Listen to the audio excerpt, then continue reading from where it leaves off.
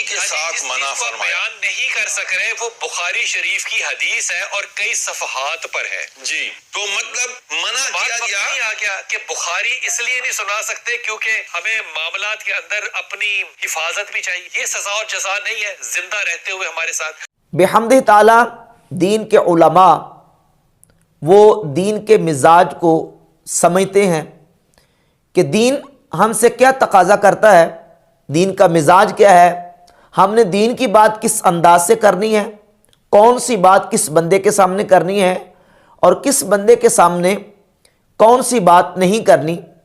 دین ہی یہ سکھاتا ہے. اور صحیح معنوں میں جو علماء ربانیین ہیں وہ انبیاء کے وارث ہیں، اور جو انبیاء کے وارث ہیں وہ شریعت اور دین کا مزاج سمجھتے ہیں کہ ہم نے کس انداز سے دین کی بات عوام کے سامنے رکھنی ہے جس سے عوام کا دین و ایمان محفوظ رہے، اور کون سی بات ہے کہ جو ہم نے عوام کے سامنے نہیں کرنی تاکہ ان کے دین و ایمان میں کوئی خرابی واقع نہ ہو. اس وجہ سے کہ عوام کے اذہان اور ان کے افہام جو ہیں، ان کے ذہن جو ہے وہ قاصر ہوتے ہیں بعض چیزوں کو سمجھنے سے، وہ اس کو سمجھ نہیں پاتے، نتیجتاً پھر وہ چیزیں ان کے لیے ضرر کا باعث بن جاتی ہیں. نبی کریم صلی اللہ علیہ وآلہ وسلم کی حدیث طیبات بھی اس پر موجود ہیں، اور صحابہ کرام رضی اللہ تعالیٰ عنہم کے اقوال بھی موجود ہیں کہ کچھ باتیں ایسی ہیں کہ جو عوام کے سامنے نہیں کرنی. اب ایک طبقہ ہے کہ وہ علماء کو کوستے رہتے ہیں اور علماء کے خلاف عوام کو بدظن کرتے ہیں کہ دیکھیں جی علماء احادیث کو چھپاتے ہیں، یہ علماء جو ہیں یہ حدیثیں لوگوں کے سامنے عوام کے سامنے بیان کیوں نہیں کرتے. تو اس کی وجہ یہی ہے کہ علماء دین کے مزاج اور دین کے تقاضے کو سمجھتے ہیں کہ یہ باتیں عوام کے سامنے بیان کرنے کی شریعت بھی اجازت نہیں دیتی. ان میں سے ایک مرزا جیلمی ہے جو کہتا ہے جی میں تو صحیح احادیث لوگوں کے سامنے بیان کرتا ہوں اور کتابوں میں لکھی ہیں اور کتابوں سے پڑھ کے بیان کرتا ہوں، اور انہی کتابوں میں یہ بات بھی لکھی ہوئی ہے کہ کچھ چیزیں ایسی ہیں کہ جو عوام کے سامنے بیان نہیں کرنی، کیونکہ عوام کے دین و ایمان کی حفاظت اسی میں ہے کہ ان کو ان چیزوں میں نہ ڈالا جائے، بلکہ حلال و حرام کے حوالے سے، کفر اسلام کے فرق، ہدایت گمراہی کے فرق کے حوالے سے ان کے سامنے علم کی باتیں رکھی جائیں جو ان پر فرض اور واجب ہیں، اور کچھ ایسی چیزیں ہیں کہ جو ان کے سامنے نہ رکھی جائیں تاکہ ان کا دین و ایمان محفوظ رہ سکے. اس سلسلے میں ائمہ محدثین کا نقطہ نظر اور ان کی آراء اور ان کا موقف کیا ہے، احادیث ہمیں کیا درس دیتی ہیں. سب سے پہلے ہم صحیح بخاری کو دیکھتے ہیں. صحیح بخاری میں امام بخاری رحمۃ اللہ تعالی علیہ نے ایک باب قائم کیا ہے حدیث نمبر 127 کے اوپر، باب من خص بالعلم قوما دون قوم کراہیت اللہ یفہموا. امام بخاری باب قائم کرتے ہیں کہ بیان اس چیز کا کہ جس نے علم دینے کے لیے ایک قوم کو خاص کر لیا دوسری قوم کو چھوڑ کر، کہ ان کو علم دینا ہے اور ان کو علم نہیں دینا. کیوں؟ کراہیت اللہ یفہموا، اس وجہ سے کہ یہ دوسری قوم اس علم کی بات کو سمجھ نہیں سکیں گے، لہذا ان کو یہ علم کی بات نہیں بتانی. یہ عنوان قائم کیا امام بخاری نے، اور اس عنوان کے تحت 127 نمبر حدیث لے کے آئے سیدنا مولا علی رضی اللہ تعالیٰ عنہ سے کہ مولا علی فرماتے ہیں حدث الناس بما یعرفون، لوگوں کے سامنے وہ احادیث بیان کرو جس کو وہ سمجھ سکتے ہیں. یعرفون اے یفہمون. امام ابن حجر عسقلانی رحمۃ اللہ علیہ نے اس لفظ کا ترجمہ کیا ہے یعرفون اے یفہمون، کہ لوگوں کے سامنے وہ احادیث بیان کرو جس کو وہ سمجھ سکتے ہیں.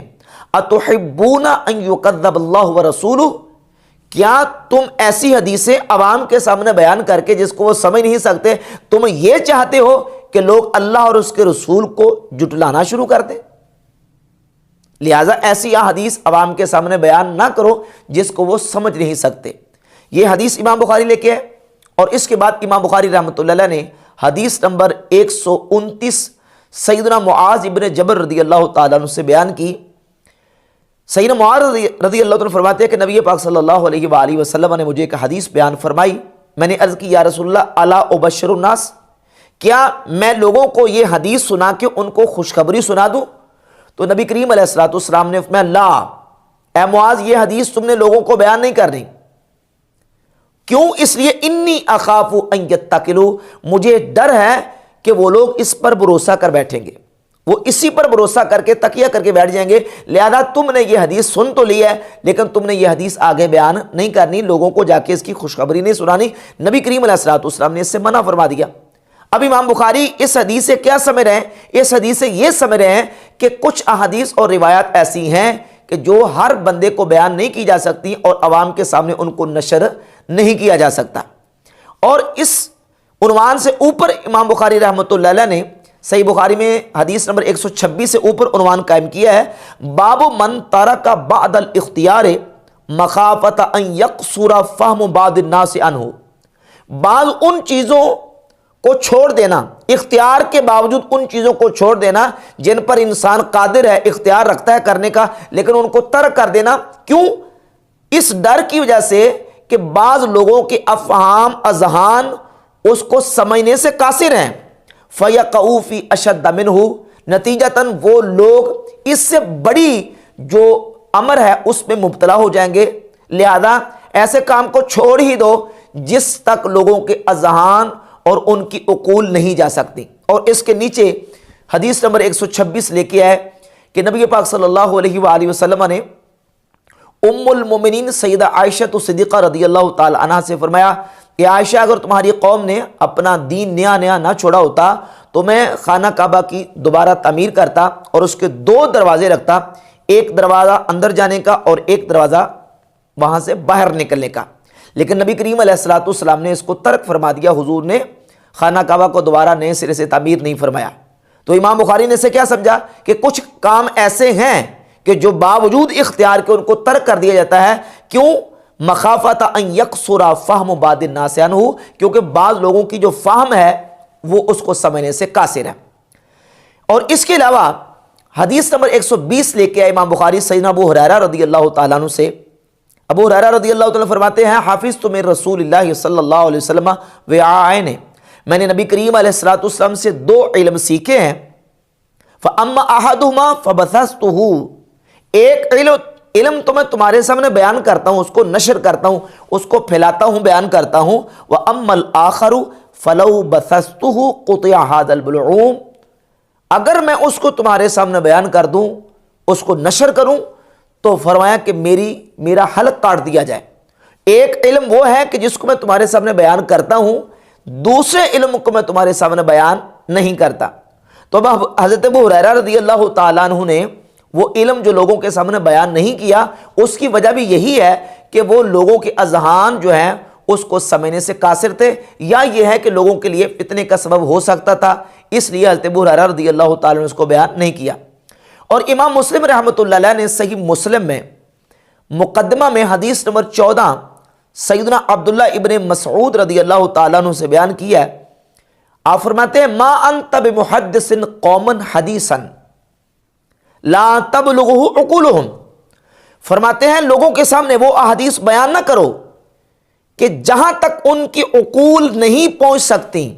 الا کان لبعضہم فتنہ, مگر وہ بعض لوگوں کے لیے حدیثیں فتنہ بن جائیں گی. یہ متن کے الفاظ, الا کان لبعضہم فتنہ, مگر وہ احادیث بعض لوگوں کے لیے فتنہ یعنی آزمائش بن جائے گی. تو جن احادیث کو لوگوں کی عقلیں سمجھ نہیں سکتی اور اذہان اس کو سمجھنے سے قاصر ہیں, تو وہ احادیث لوگوں کے سامنے بیان نہ کرو. یہ صحابی رسول حضرت عبداللہ ابن مسعود رضی اللہ تعالیٰ بیان فرما رہے, صحیح مسلم روایت نمبر 14. تو یہ احادیث بالکل واضح بتاتی ہیں کہ دین کا تقاضا یہ ہے اور دین کا مزاج یہ ہے کہ جو بندہ جس چیز کو سمجھنے کا اہل ہے اس کے سامنے تو وہ چیز بیان کی جائے, اور جو اہل نہیں ہے اس کے سامنے وہ چیز بیان نہ کی جائے. اب یہ تو ہے کہ کچھ چیزیں بیان کرنی, کچھ چیزیں بیان نہیں کرنی. اب اگلا امر یہ ہے کہ کس بندے کے سامنے بیان کرنی ہے, اس بندے کا لیول کیا ہو اور اس کا جو ہے وہ لیول کیا ہونا چاہیے. تو اس سلسلے میں سنن ابن ماجہ میں 224 نمبر حدیث اور شعب الایمان میں 1543 اور مشکات میں 218 نمبر حدیث ہے. نبی پاک صلی اللہ علیہ وآلہ وسلم نے ارشاد فرمایا, طلب العلم فریضۃ علی کل مسلم, علم حاصل کرنا ہر مسلمان پر فرض ہے. اور اگلا جو جملہ ہے وہ یہ ہے, وواضع العلم عند غیر اہلہ, غیر اہل یعنی نااہل شخص کو علم دینا نااہل شخص کے پاس علم رکھنا یہ ایسے ہے کا مقلد الخنازیر الجوہرہ واللؤلؤ والذہب، جس طرح کے خنزیر کے گلے میں ہیرے جواہرات اور موتیوں اور سونے کے ہار پہنا دینا۔ جو شخص اہل نہیں ہے اس کا کہ اس کو علم دیا جائے، اس کو علم دے دینا ایسے ہے جیسے خنزیر کے گلے میں موتیوں کے، ہیرے جواہرات کے اور سونے کے ہار ڈال دینا۔ تو اس حدیث سے پتہ چلا کہ جو نااہل شخص ہے اس کو علم کی بات نہیں بتانی، وہ اس کو مس یوز کرے گا اور لوگوں کو اس سے گمراہ کرنے کی کوشش کرے گا۔ اس حدیث کے حوالے سے غیر مقلد ناصر الدین البانی نے سنن ابن ماجہ میں لکھا کہ یہ حدیث صحیح ہے، اور غیر مقلدین کے مرزا جیلمی کے بابا جان زبیر علی زئی نے لکھا ہے کہ یہ حدیث 50 طرق سے مروی ہے، اور خود تو اس حدیث کو ضعیف مانا، البتہ یہ لکھا ہے کہ بعض محدثین نے اس حدیث کو صحیح قرار دیا ہے اس کے تعدد طرق کی وجہ سے۔ تو یقیناً جب 50 طرق اس حدیث کے موجود ہے تو یہ حدیث جو ہے وہ درجہ صحت کو پہنچتی ہے، اور پھر ساتھ اس کے یہ بھی ہے کہ بڑے اجلہ محدثین نے اس حدیث کی بنیاد پر ہی کچھ مسائل کا استنباط کیا ہے۔ اس میں ایک حوالہ امام شعبہ بن حجاج اور امام سلیمان بن مہران الاعمش کا، یہ کتاب ہے مسند ابن الجاد، اس میں روایت نمبر 812 ہے۔ امام شعبہ بن حجاج رحمہ اللہ فرماتے ہیں کہ میں کچھ لوگوں کے سامنے احادیث بیان کر رہا تھا کہ مجھے امام اعمش سلیمان ابن مہران نے دیکھا تو دیکھ کے فرمایا کہ یا شعبہ ویحک او ویلک یا شعبہ، اے شعبہ خرابی ہو تمہارے لیے، تم یہ کیا کر رہے ہو؟ تم خنزیروں کے گلے میں موتیوں کے ہار ڈال رہے ہو۔ لہذا یہ لوگ جن کے سامنے روایات بیان کر رہے ہو یہ اس چیز کے اہل نہیں ہے کہ ان کے سامنے احادیث کو بیان کیا جائے۔ اب وہ لوگ اہل کیوں نہیں تھے اس کی مختلف وجوہات ہو سکتی ہیں، اور مختلف وجوہات دیگر ائمہ محدثین نے بیان بھی کی ہیں۔ ایک وجہ یہ بھی ہو سکتی ہے کہ جن کے سامنے حدیث بیان کی جا رہی ہے وہ بد مذہب ہیں، بد عقیدہ ہیں، ان کے عقائد اور نظریات درست نہیں ہیں، تو لہٰذا ایسے گمراہ لوگوں کے سامنے بیان نہ کی جائے تاکہ وہ اس کو مس یوز نہ کریں اور لوگوں کو ان چیزوں سے گمراہ نہ کریں۔ تو ان روایات کے اوپر محدثین نے کلام بھی کیا اور باقاعدہ گفتگو کی ہے کہ ان روایات اور احادیث کی وجہ سے جو ہے وہ غیر اہل جو ہے اس کو علم کی بات نہیں دینی تاکہ وہ لوگوں کو خراب نہ کرے۔ پھر صحیح بخاری میں حدیث نمبر 59 اور اس کے علاوہ حدیث نمبر صحیح بخاری میں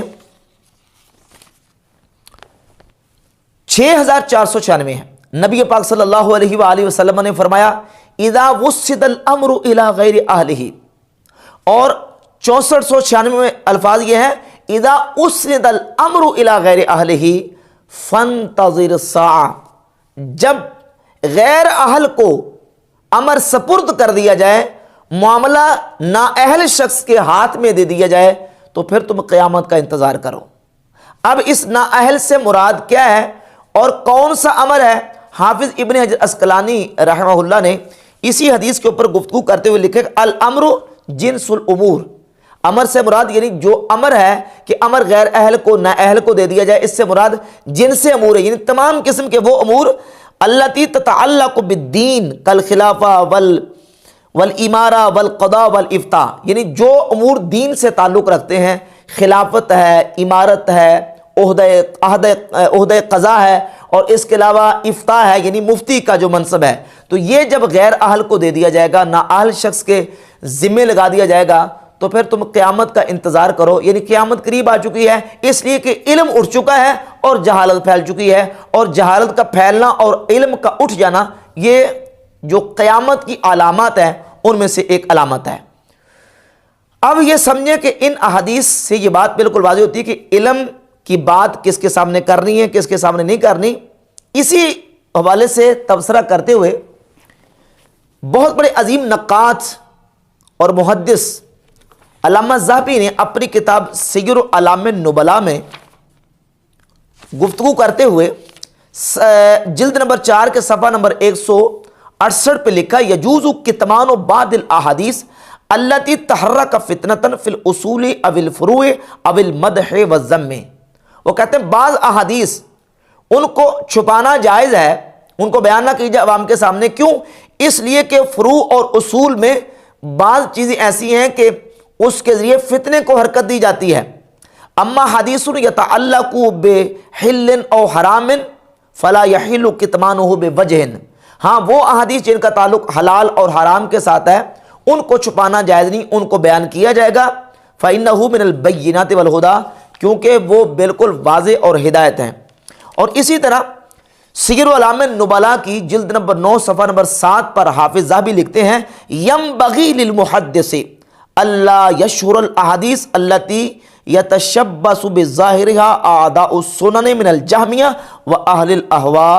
کہتے ہیں کہ ایسی احادیث جن کے ظاہر کو لے کر جہمیہ اور بعض گمراہ فرقے اپنا گمراہانہ عقیدہ ثابت کرنے کی کوشش کرتے ہیں، ان احادیث کو عوام کے سامنے مشہور نہ کیا جائے. اور پھر اسی طرح حافظ ذہبی سیر اعلام النبلاء کی جلد نمبر 9 صفحہ 22 پر لکھتے ہیں قال علی رضی اللہ تعالیٰ عنہ حدث الناس بما یعرفون. لوگوں کے سامنے وہ حدیث بیان کرو جس کو وہ سمجھ سکتے ہیں. ودعوا ما ینکرون، اور جس کو وہ اجنبی جانتے ہیں اس کو چھوڑ دو.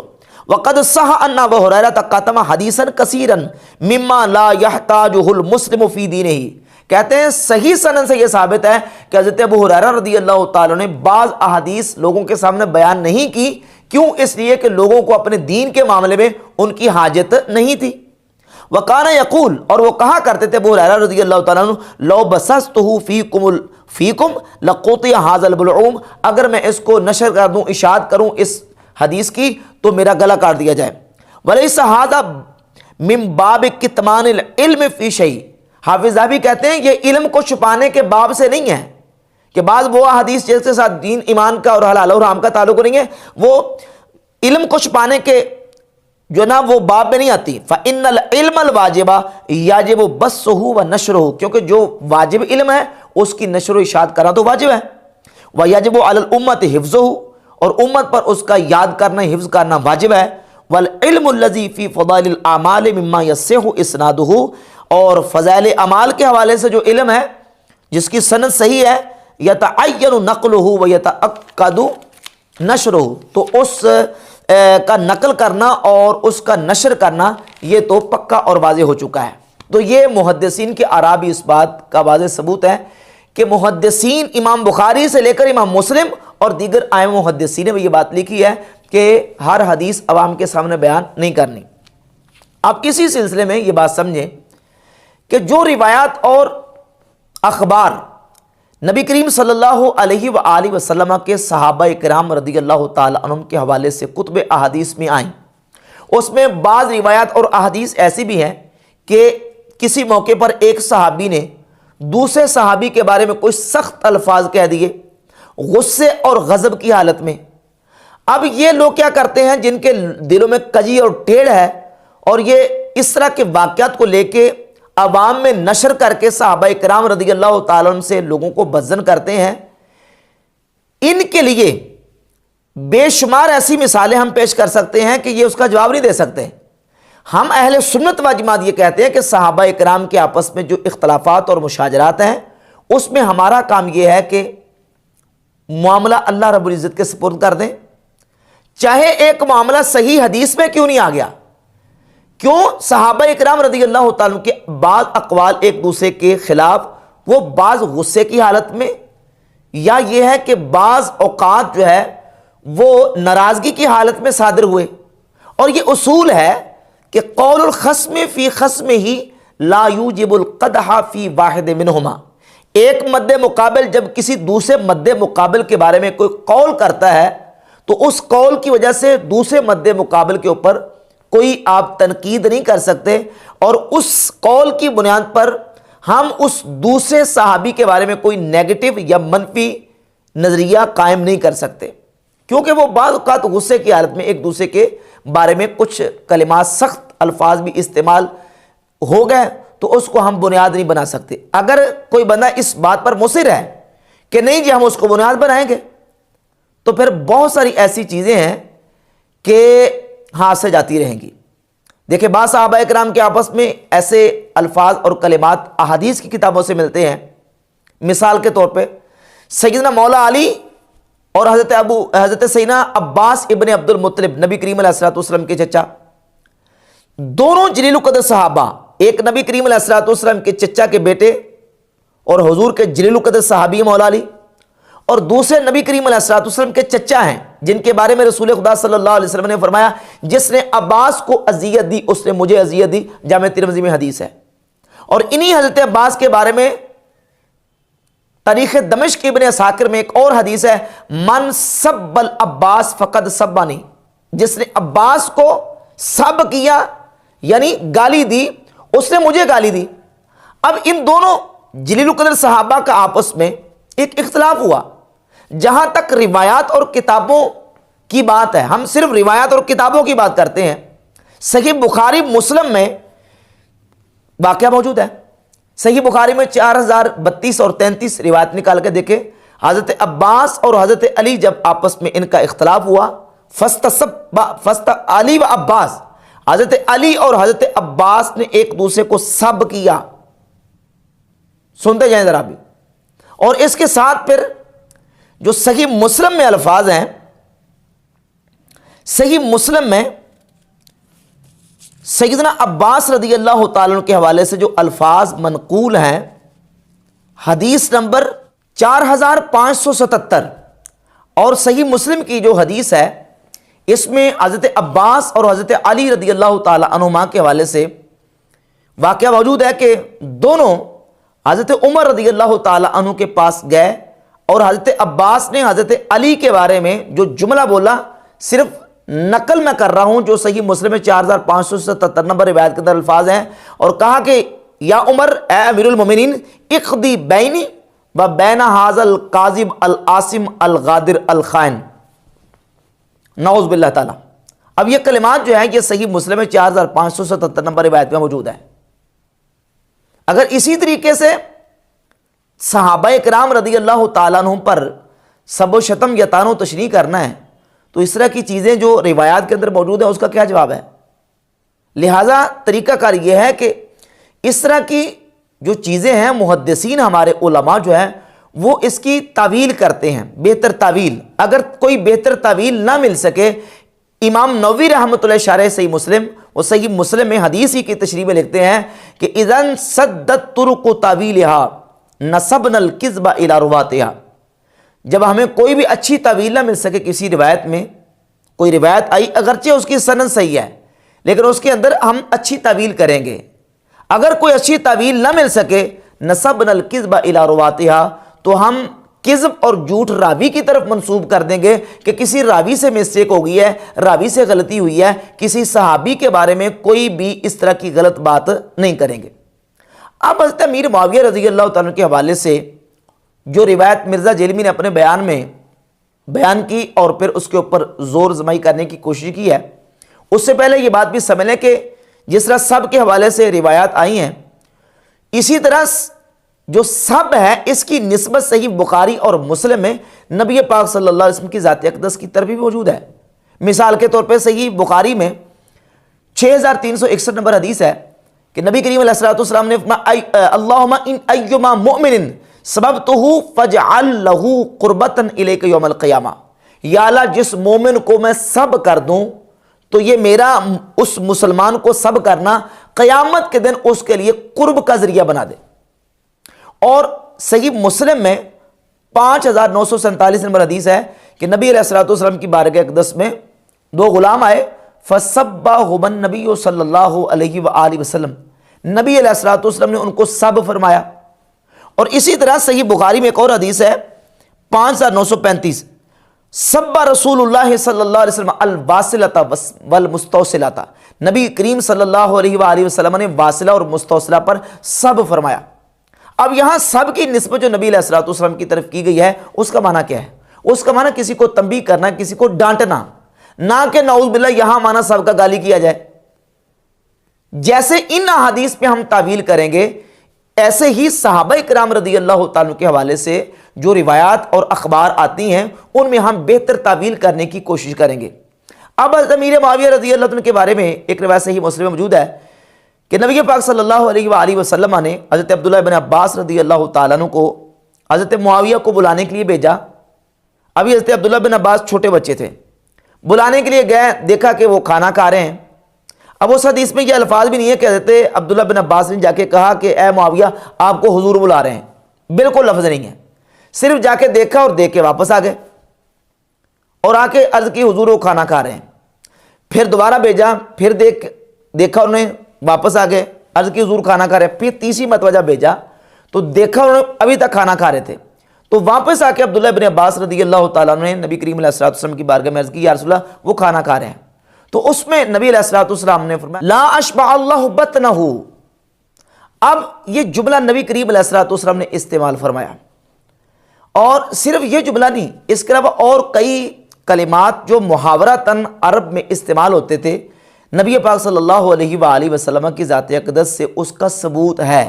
لیکن اس کو ہم نے سمجھنا کہ یہ جو جملہ ارشاد فرمایا نبی علیہ الصلوۃ والسلام نے لا اشبع اللہ بطنہ, اس کا معنی کیا ہے, اور یہ جملہ ایسے موقع پر کس مقصد کے لیے استعمال کیا جاتا ہے.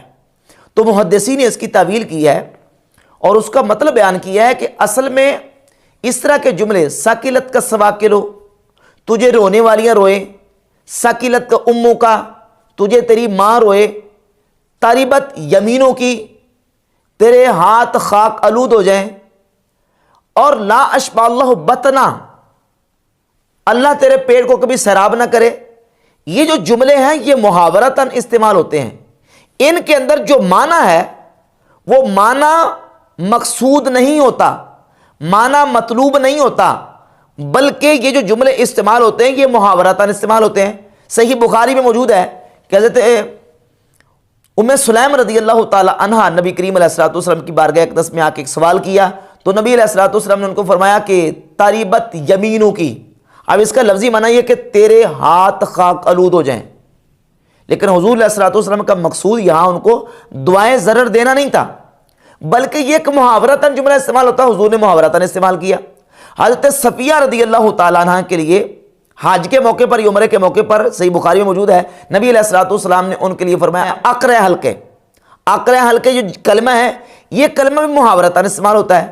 تجھے رونے والیاں روئیں, تجھے تیری ماں روئے, یہ جملہ اور کلمہ جو ہے اس کا معنی مقصود نہیں ہوتا, بلکہ یہ جملہ استعمال ہوتا ہے محاورتاً. جس طرح ہمارے پنجابی میں مائیں اپنے بچوں کو کہہ دیتی ہیں وے مر جانے ہم, مر جانے ہم. اب وے مر جانے کا جو جملہ پنجابی میں استعمال ہوتا ہے یہ بددعا کے طور پر نہیں, ایک محاورہ ہے کہ عورتیں دیہات کی, گاؤں کی, یا مائیاں یا جو والدہ ہیں وہ اپنے بچوں کو اس طرح کے جملے کہہ دیتی ہیں. یہ مقصود نہیں ہوتا کہ میرا بیٹا مر جائے. تو یہ اس کی بالکل صحیح تعویل موجود ہے, محدثین اور علماء نے کی ہے. تو اب مرزا جیلمی نے اپنا پورا زور جو ہے اس پر خرچ کرنے کی کوشش کی ہے اور سیدنا امیر معاویہ رضی اللہ تعالیٰ عنہ کے حوالے سے بات کی.